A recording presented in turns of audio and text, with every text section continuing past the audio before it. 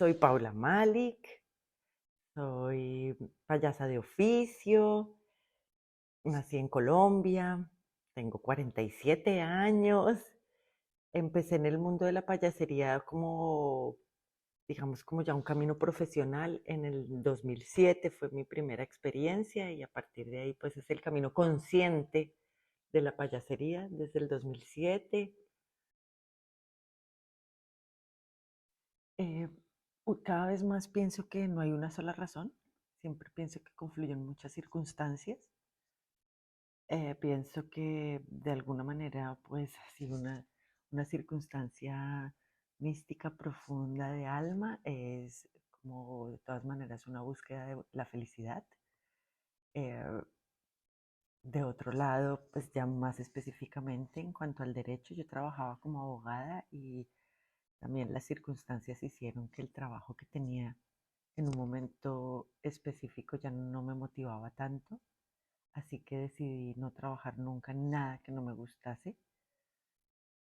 Sin embargo, yo no había dicho no al derecho porque el derecho me gustó mucho estudiarlo y me parece muy útil y de hecho todavía me apasiona, pero como no trabajar en nada que no me gustara, cuando tomé esa decisión, empezaron a aparecer, primero apareció la posibilidad de trabajar como coach empresarial y el coach pues es como un acompañamiento a través de la experiencia, un acompañamiento experiencial y es mucho a través del juego.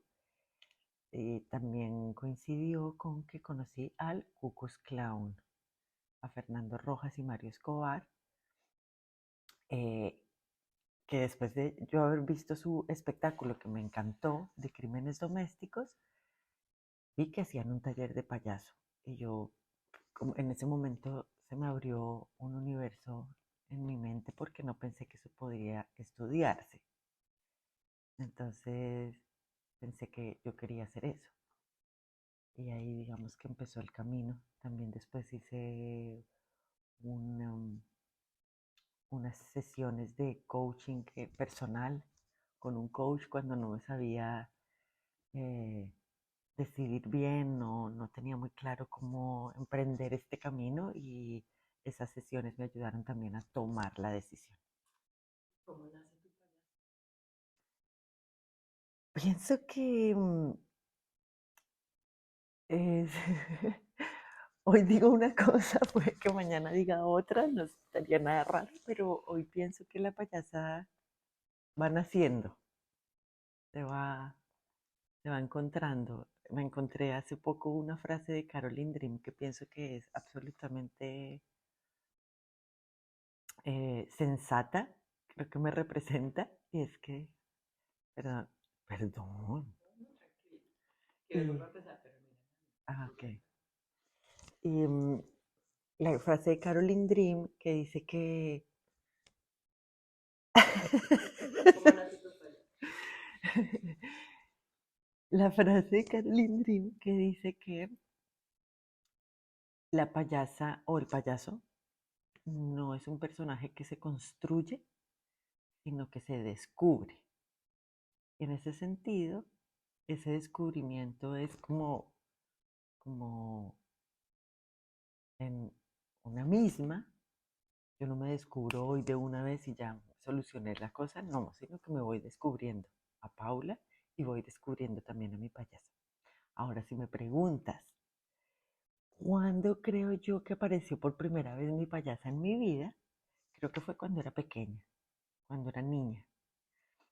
Esto porque vivía en una familia muy tradicional, en donde además el hecho de ser mujer hacía que todo fuera mucho más estricto y que hubiera unas reglas muy claras de comportamiento de lo que debe ser, lo correcto, la discreción, etcétera.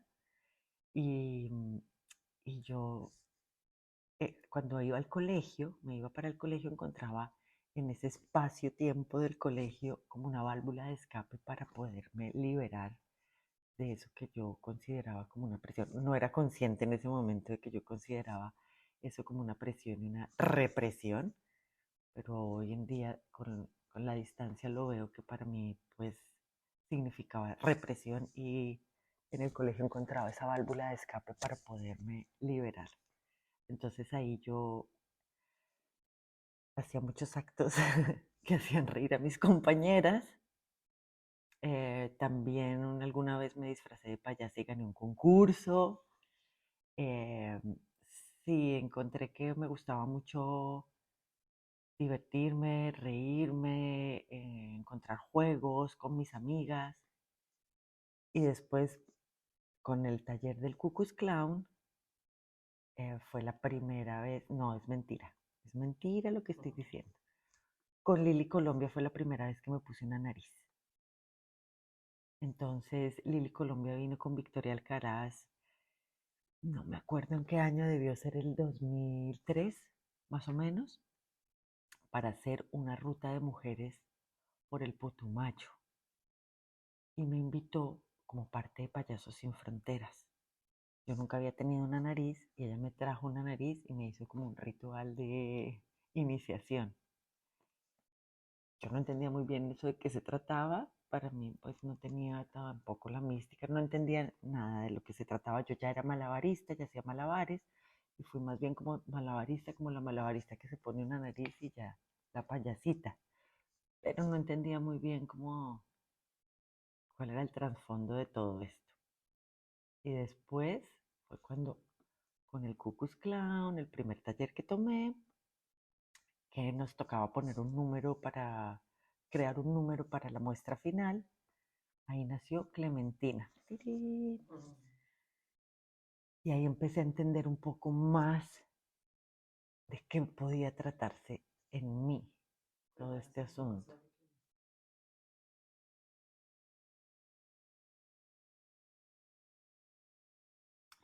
Clementina es un personaje que parte de mí y que parte de mí de una experiencia muy concreta, que es el abandono y una búsqueda de la felicidad a través del otro que quiero poseer y que quiero que me proteja y que esté ahí para mí. Y por supuesto en esa creencia, el abandono unido a esa creencia colectiva que nos han impuesto sobre las princesitas que son infelices toda su vida hasta que aparece el príncipe azul y le va a traer la felicidad. Y cuando el príncipe azul aparece y le trae la felicidad, ¡pum! Ahí se acaba el cuento. Entonces supuestamente es feliz por siempre. Yo pues por supuesto no era ajena también a esa creencia, yo la creía también y la anhelaba como para que me salvara de mi infelicidad. Y la creí durante muchos años y creo que todavía hay algo de mí que quiere volver a creer, en el sentido que quiere volverse a agarrar como a esa inercia colectiva. Sin embargo, he hecho un gran proceso y Clementina es parte muy importante de ese gran proceso de hacer una catarsis eh, y una desmitificación al príncipe azul y una catarsis sobre mi propia vida, sobre el abandono y sobre el reciclaje de las experiencias amorosas.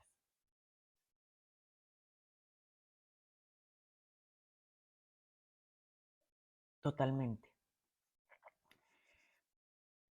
A partir de, claro, yo empecé a hacer terapia porque pienso que mi vida como payasa ha sido muy paralela a mi vida desde que empecé a hacer terapia, mi vida personal. Empecé a hacer terapia y muy paralelamente, casi en el mismo momento, empecé con la práctica de la payasería y se han alimentado. Entonces, como eso, descubriendo quién es Paula, quitando capas y lo mismo con la payasa, quitando bloqueos para poder jugar más libremente. Em, Desde luego la mujer ha estado atravesada por ahí porque pienso que cuando somos mujeres nos toca quitarnos todavía más capas que cuando que a los hombres, porque justamente se nos ha exigido más calladita, pero bonita. O sea, sí, nadie puede ser ridículo, pero una mujer menos. Nadie puede ser feo, pero una mujer sí que menos. Nadie debe ser gordo, pero una mujer menos. Nadie debe tirarse un pedo en público, pero menos una mujer. Etcétera, etcétera, etcétera. Entonces pienso que a nosotras nos toca quitarnos unas capas más y en ese sentido es más difícil el camino de la payasa. Es como que nos toca hacer un pasito, ¿no? Un poco más. Y eso pues ha sido una reflexión constante para también saber cómo, por dónde es el camino.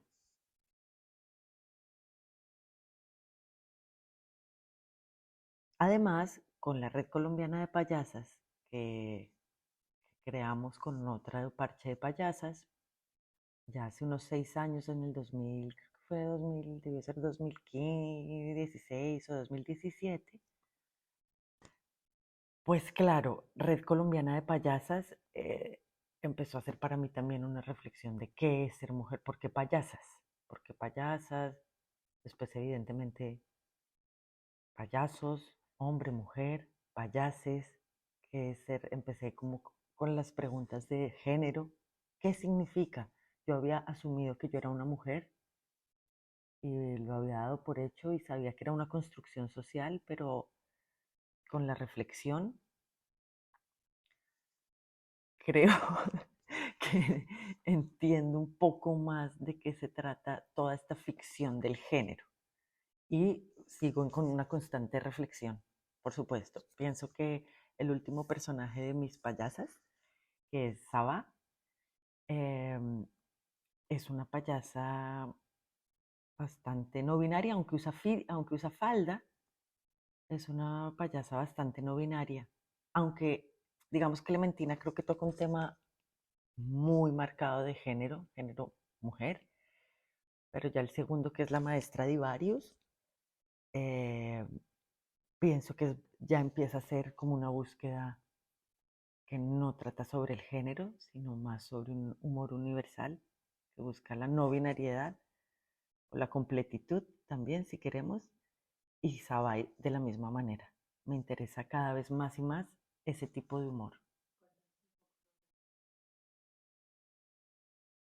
Eh, claro, bueno, como yo soy abogada, entonces, y no estudié teatro, pienso que de todas maneras eso hace que mi camino pues sea particular, diferente y sí, singular, digamos.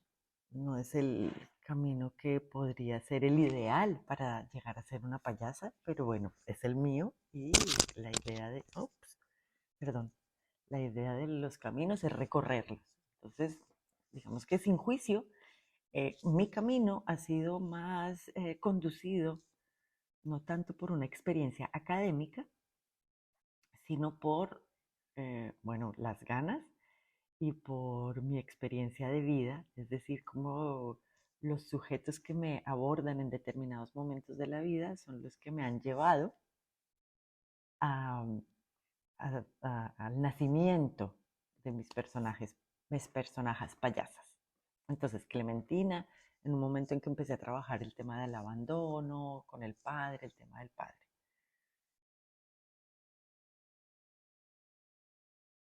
La maestra Divarius, en un momento muy específico también, en donde yo vivía en un apartamento en Bogotá, que creo que no podía ser más ruidoso, pero pipa, pitos, gente gritando, el supermercado anunciando sus productos, la gente rumbera, el que anunciaba las llamadas a celular, creo que no podía ser más ruidoso ese lugar.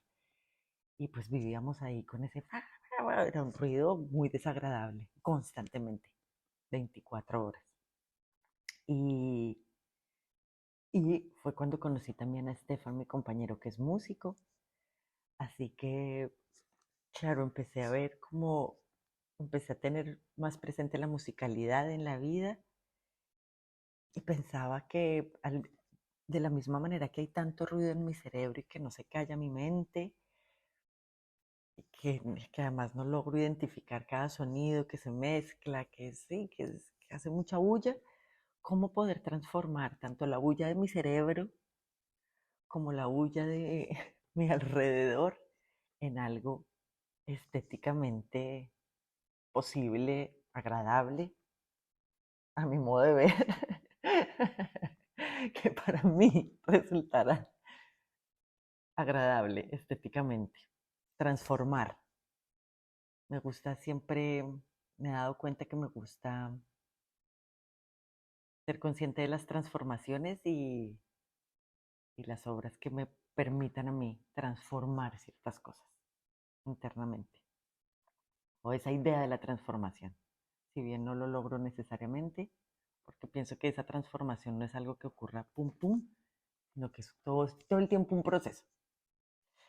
Entonces, la maestra Divarius y la banda Animal nacieron de justamente esas circunstancias del ruido, mi cabeza, la música tan cerca, Stefan Pilé, y empezar a experimentar justamente con animales de hule que hacen muchos ruidos y que todos odiamos, le regalamos a un niño o a un perro y después decimos, ¿por qué le regalé eso? ¡Qué horror!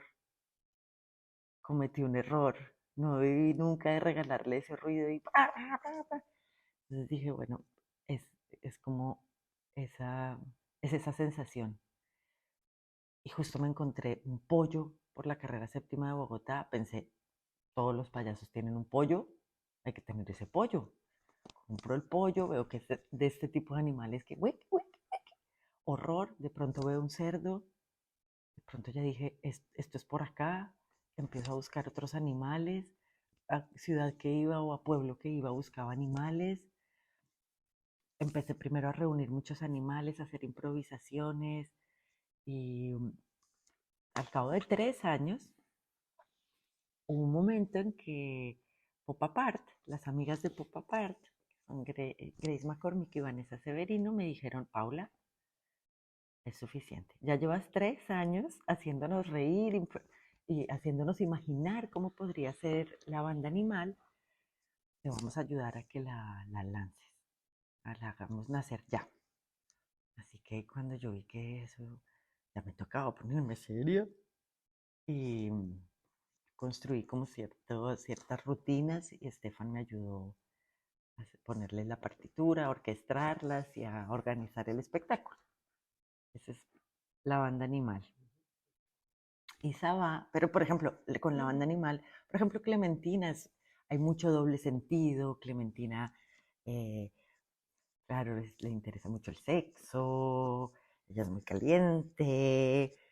La maestra de Ivarius no, yo creo que la maestra de Ivarius es asexual, por ejemplo. O sea, no le interesa para nada, nunca, no se le pasa por su cabeza, para nada.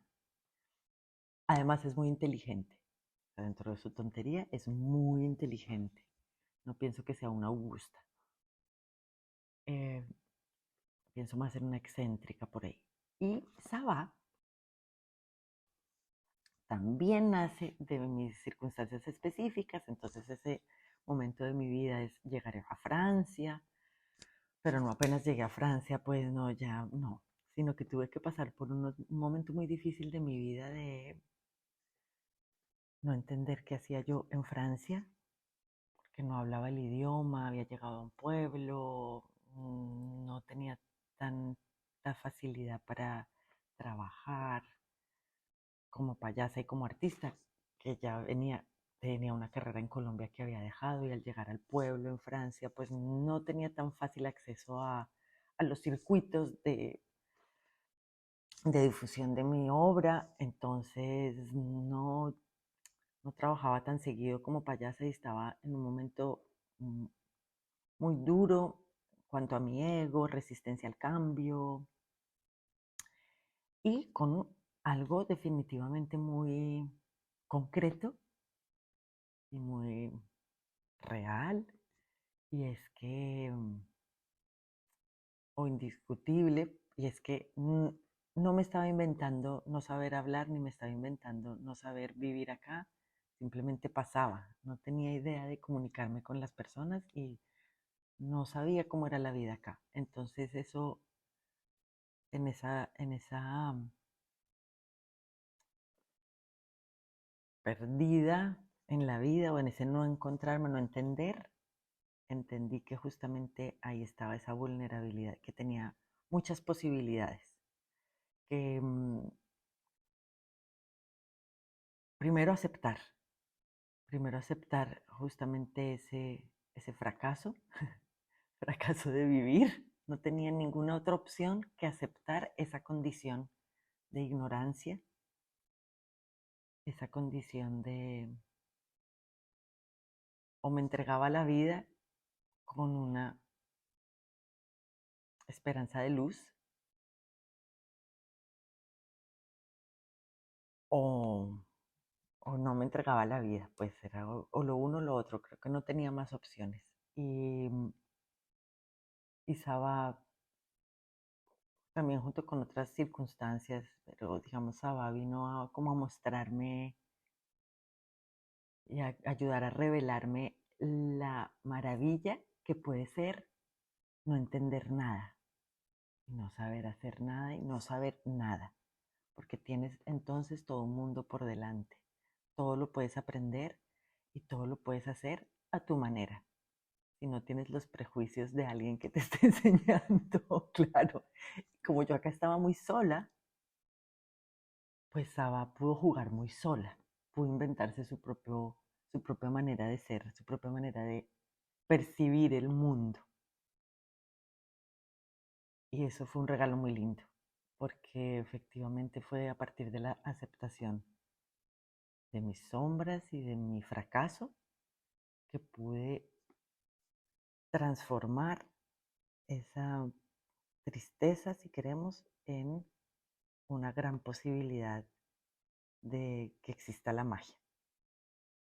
Entonces creo que Saba, por ejemplo, es más, al principio pensaba que Saba es más augusta, pero a veces cuando hago Saba, hay gente que me dice que a veces sienten que Saba es bufona, muestra, muestra también la vida de otra manera, pero que no es tan naif como la pensamos. No lo sé, no lo sé todavía. Vamos a seguirla descubriendo porque pues es el personaje más nuevo y una cosa es que haya nació en el confinamiento y nació a través del mundo audiovisual, nació con videos, también ya por una necesidad más de Paula, de uno, quiero darle vida a mi payasa y dos, con esto del COVID, siento que hay una necesidad mundial de compartir. Entonces yo necesitaba compartir también quién yo era y a mi payasa y encontré en el video una posibilidad. Sin embargo, ahora ya no hago Saba a partir de videos, sino que lo hago con público y ahí puede ser que se esté transformando un poco no sé si la energía, la intención, la manera de relacionarse. No estoy muy segura si sea más, si de pronto en unos años vamos a entender que era más el camino de la bufona o más la más inocente de todas. Todavía no lo sé.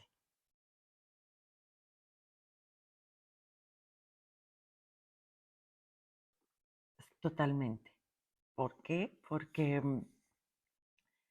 siento que es un camino de libertad, efectivamente, porque es un camino que de un lado me reconecta con la niña que he sido, que está ahí, eh, porque está ahí, porque simplemente yo fui niña también, entonces sé cómo se siente, sé que es querer jugar, sé que es poder imaginar, y eso es algo que está ahí, digamos, como en la física cuántica, continúo siendo esa niña, igual que continúo siendo la vieja que seré o que todavía, o que ya soy. Em,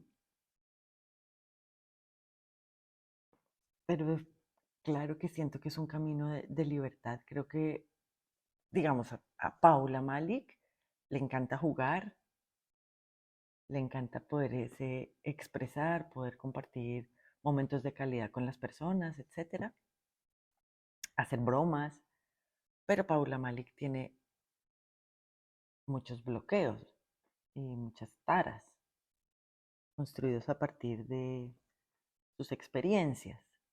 Eh, y el hecho de, por ejemplo, de hacer terapia, permite soltar ir soltando ciertas creencias que pueden generar bloqueos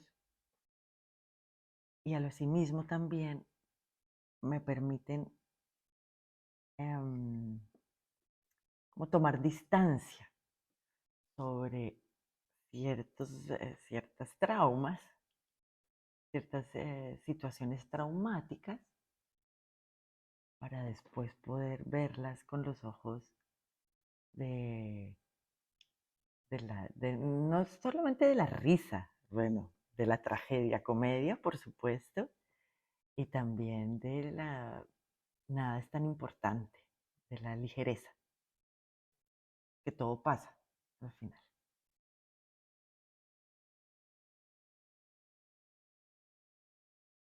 Bueno, Lili Colombia.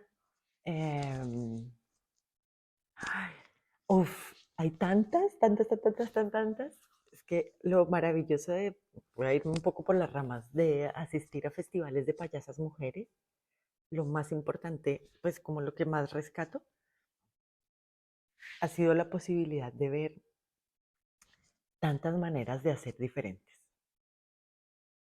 Eh, pues sobre todo no en Europa, al decirlo, porque como hay más escuelas, he podido acceder a de pronto más culturas, entonces como que he podido ver maneras de hacer diferentes, de poner en escena a la payasa, pero entonces hay muchas referencias, de verdad, hay muchas, pero bueno, Lili Colombia, está Gardi Uter, sin duda, em, está Catherine Germán, y Sky de Sela,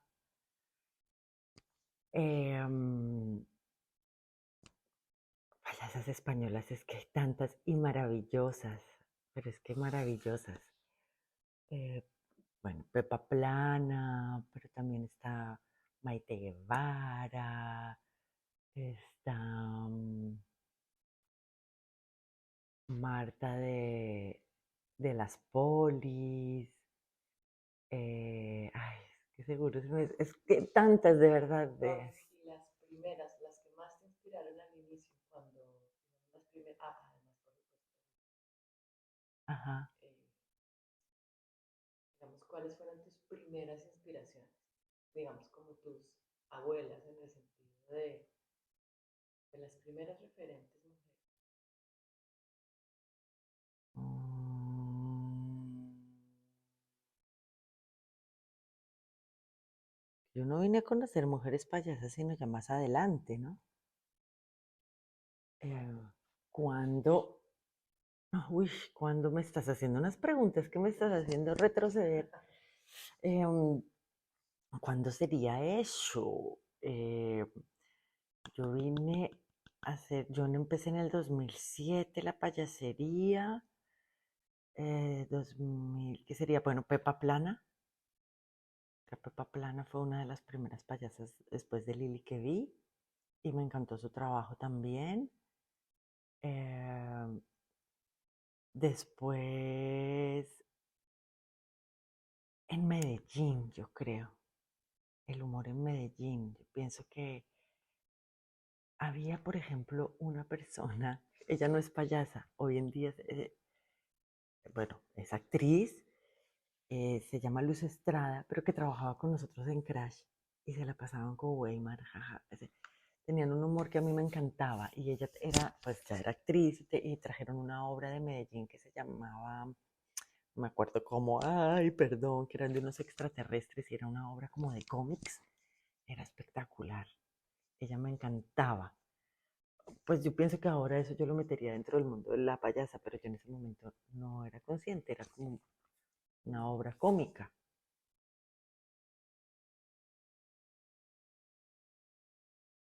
Sí tengo una percepción y es que,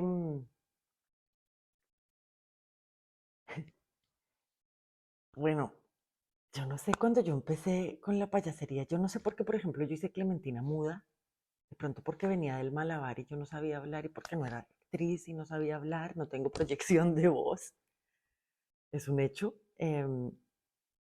y al haber trabajado contigo, Catalina. Yo te vi a ti hace mucho tiempo. Yo no te vi, de hecho, yo te vi solo en el camerino, pero yo no vi tu número, por ejemplo. Ya nosotras habíamos empezado en las convenciones de circo, empezábamos a hacer cosas de payasas también sin tener muy claro, porque hacíamos cosas de humor con circo, pero lo mismo, no era como esa conciencia de lo que yo estaba haciendo.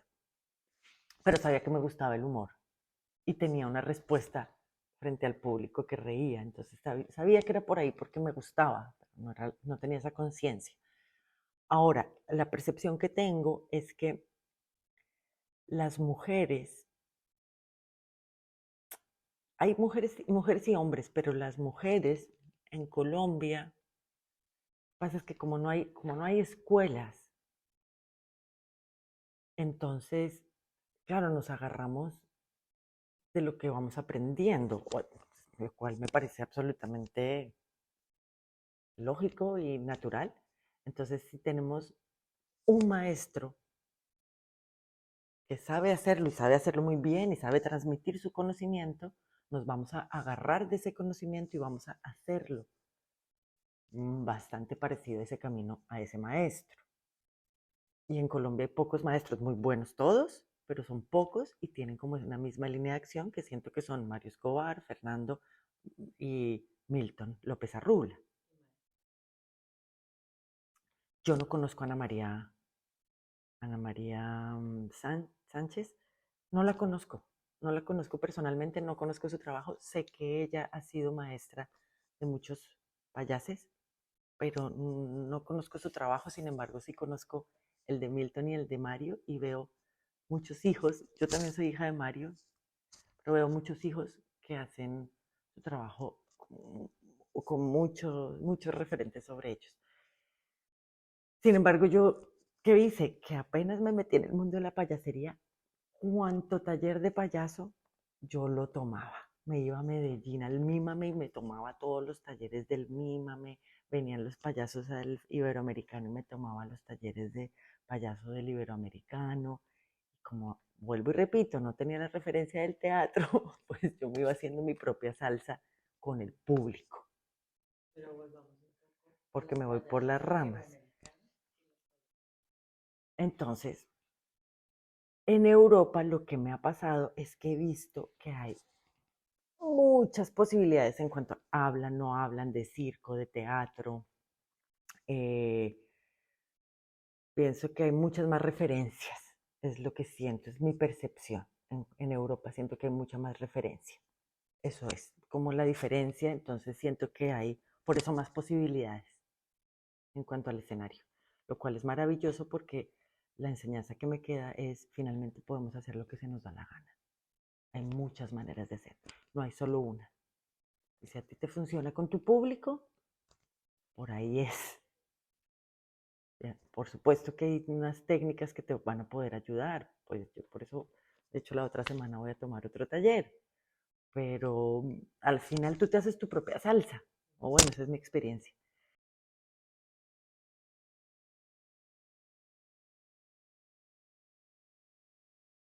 Todavía en Latinoamérica todavía mantenemos como la estética del circo tradicional un poco.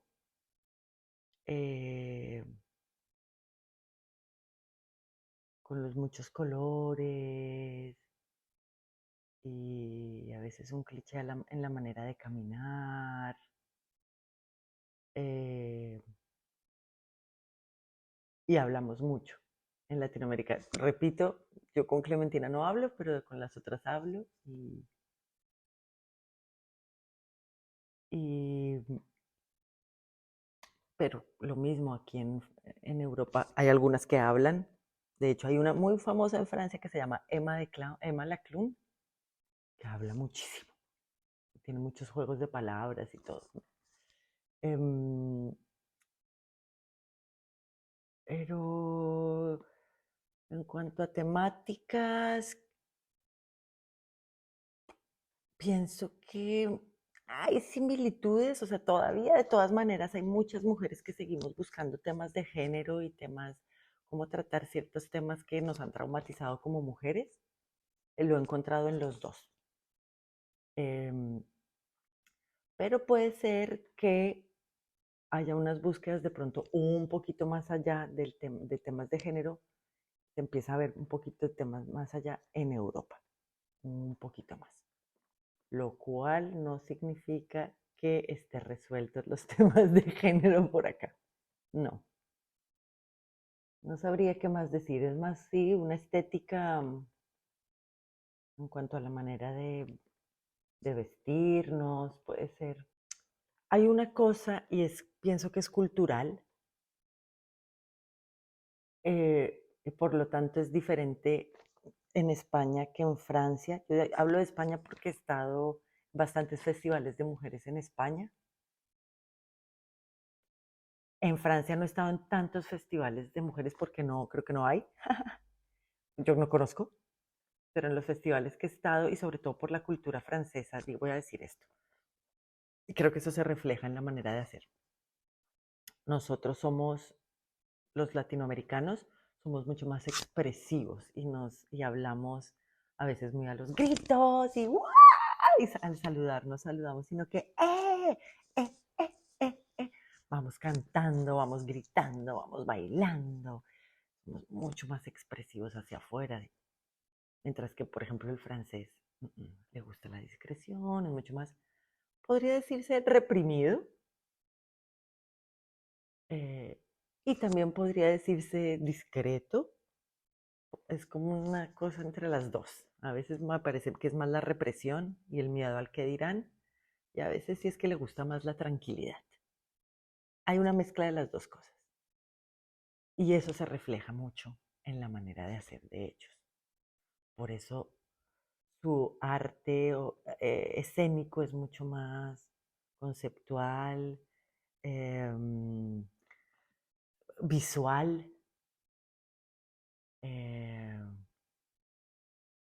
y, ¿cómo se dice eso? Cuando uno, existencial, mientras que los latinoamericanos vamos de, ¡ay, no sé qué! Y, ¡ay! Pegamos duro, y en el teatro también, ¡ay! Hacemos ruido y gritamos, y la sorpresa es, ¡ah! Mientras que puede ser que el francés va a ser algo sorpresivo y es más bien un artefacto que sale y no el actor o el payaso gritando, mientras que los latinoamericanos sí solemos nosotros mismos ser el propio ruido.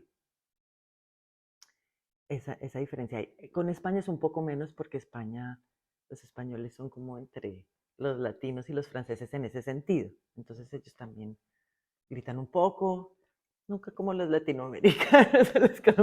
Nosotros somos bullosos. Y yo pienso que eso, yo ahorita me estoy reconciliando con eso. Es decir, creo que eso también tiene una fortaleza, que es pues esa vida que nos sale de una manera espontánea, y pienso que eso también es una manera nuestra de comunicarnos y de relacionarnos, sí, y de vivir, de sentirnos vivos.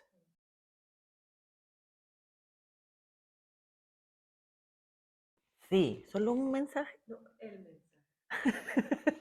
El mensaje consta de A, B, C, D, F, G. El, bueno, una, que es un camino, por ejemplo, yo dije, ay, qué chévere, porque el camino de la payasa voy a reírme todo el día, pues en vez de ser abogada, porque los abogados partimos todo el tiempo del conflicto entre las personas, entonces, no, eso no, qué pereza, qué peligroso además, en Colombia, todo eso, tal. Y después me he dado cuenta que la payasería también, en la payasería pues hay conflicto, si no, no funciona. Y, pero además, claro que es un camino que nos debe generar placer, debemos encontrarle el placer, pero ojo, hay mucho fracaso y hay mucho trabajo con el ego para poder avanzar, porque a veces tenemos ciertos fracasos que son muy duros para el ego y pensamos que mejor retirarnos. Y podemos retirarnos, o sea, no hay ningún problema, y cambiar de camino cuando queramos.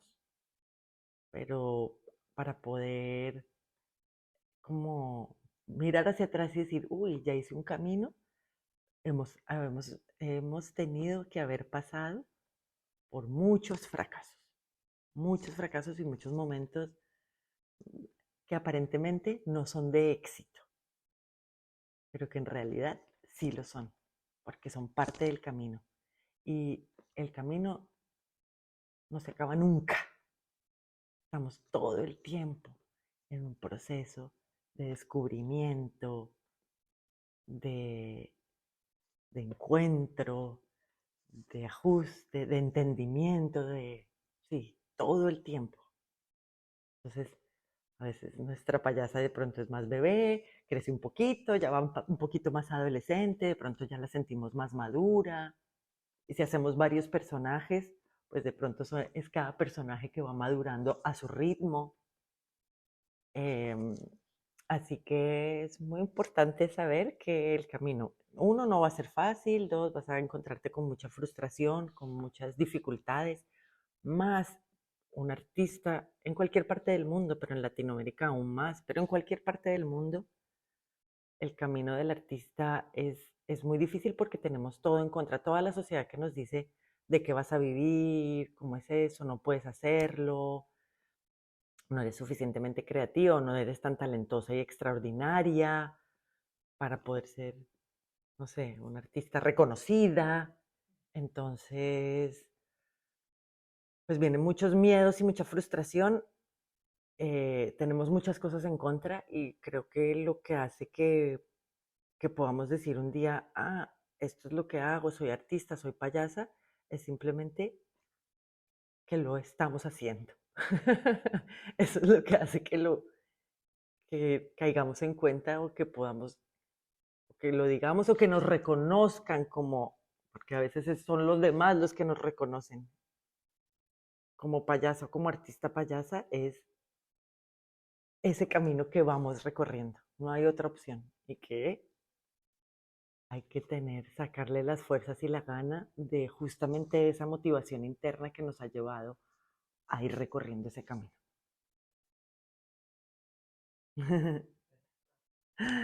Con gusto, Cata. Gracias.